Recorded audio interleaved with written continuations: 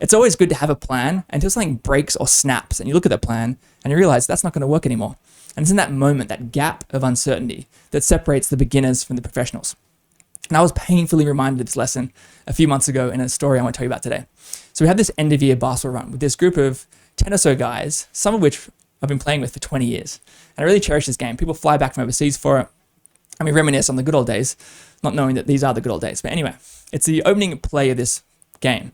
And I'm excited. I've got big plans for the game. I'm pumped up. And I reach to intercept a pass and whack. The ball goes straight into my index finger, bending it into a 90-degree angle. I get this jolt of pain as I realize what's happened. I've jarred my finger. And man, these things hurt, especially when you keep playing through it. And that's what I did. So in every possession, I'm hurting and it's swelling up. I make it to halftime and I don't remember them being this painful. It's been like 10 years since I did my last one. But anyway, I asked ChatGPT, how do NBA players fix this so they can go back to playing 100%?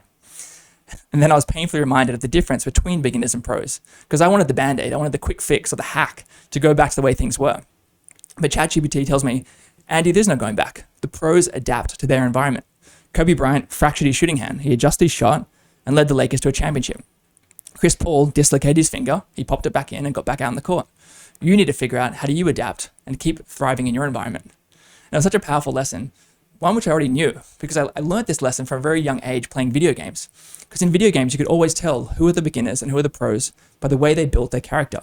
The beginners would build their character like the Hulk, that had the biggest guns or the biggest muscles, the largest swords, ready to thrash their enemy in some perfect set environment. Where the professionals wouldn't do that. They knew the game would bring change, movement, chaos. So they'd build their characters more like Spider-Man, with speed, agility, and the know-how to pick the battles that they want to be part of. And in life, when we get the same, chaos, new environments, change, we want to be less like the Hulk and more like Spider-Man. And that lesson had just been bouncing around my head for the last few months. My fingers healed up, but I'm starting to see this in all parts of my life. I see it in my fitness and health routine, where I've got this perfect plan for the week, but it doesn't work out that way. New variables come up, new priorities pop up. My body gives me feedback around what works and what doesn't. So I need to adapt and find a new way. Or in my business, where that old strategy that used to work for winning clients and making money just doesn't work anymore. And rather than trying to force things, we have to adapt and find a new way to make money and win customers in this new environment. And the last way, probably the most impactful way, has actually been in my relationships.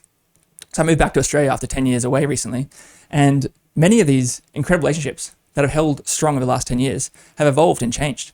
And the way we spend our time, the things we prioritize in our life is different.